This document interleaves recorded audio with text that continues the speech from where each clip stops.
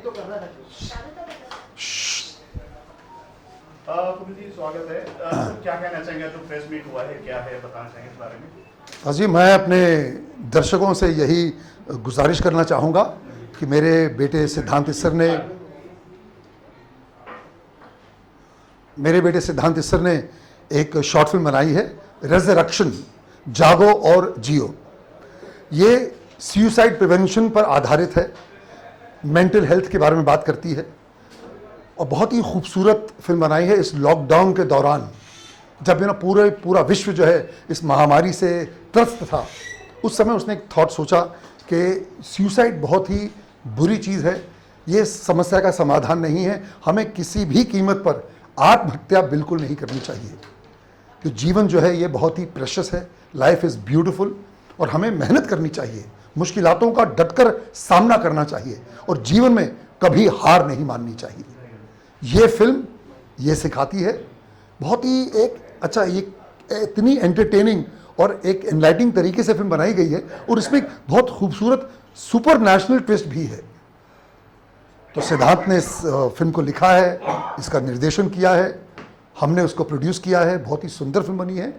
तो मैं बस अपने श्रोताओं से यही कहूँगा कि ये इसको ज़्यादा से ज़्यादा मात्रा में देखें, उसको लाइक करें, उसको कमेंट करें यूट्यूब पर उस पर और शेयर करें इसको। Sir, thank you. एक लाइन में जो स्टोरी तो आपने बताया कि लॉकडाउन की कहानी है, जो लोगों ने सुसाइड किया, जो आजकल चल रहा है, तो अगर बात करें आपका कितना योगदान था इसमें? जी, योगदान ये था कि जो बेटे को प्रोत्साहन करने का जो योगदान था, मेरा वही योगदान रहा है।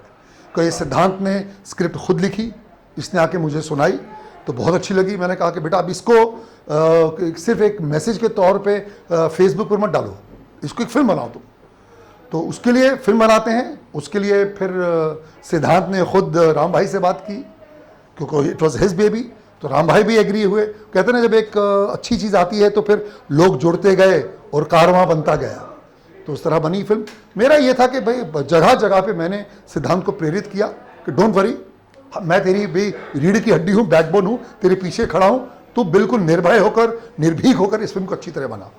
स्टारकास्ट की बात करें सर, क्या क्या है, कहीं आपने डिस्कस किया किसको लेना चाहिए, पापा नहीं या? हाँ, यस, डिस्कस हुआ। बिकॉज उस वक्त लेते किसको, तो आप मानोगे नहीं, सिर्फ बिल्डिंग के जो लोग थे मैक्सिमम वही गुरिल्ला, वो जो शूटिंग का टेक्नीशियन ग्रुप हमारी बिल्डिंग का रहने वाला ही था।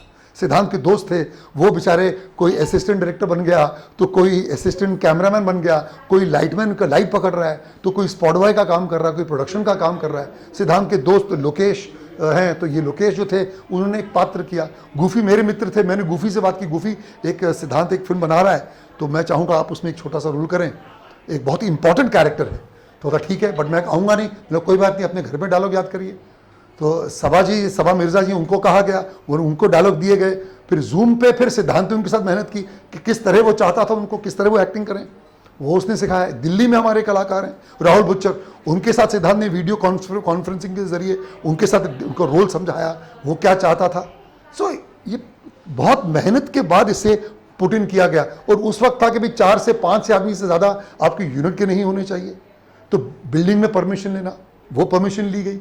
और फिर 5 लोगों से ज़्यादा एकत्रित एक जगह पे नहीं रह सकते, उसको फॉलो करते बहुत ही मुश्किलातों में इस फिल्म को बनाया गया है। कितना मुश्किल था मुंबई जैसे शहर में, जो लोग मतलब बहुत पालन करते हैं डिसिप्लिन का, कहीं घर से नहीं निकलते हैं, छुप कर कहीं दूध लेने भी जाएंगे तो मास्क लगा के जाते हैं।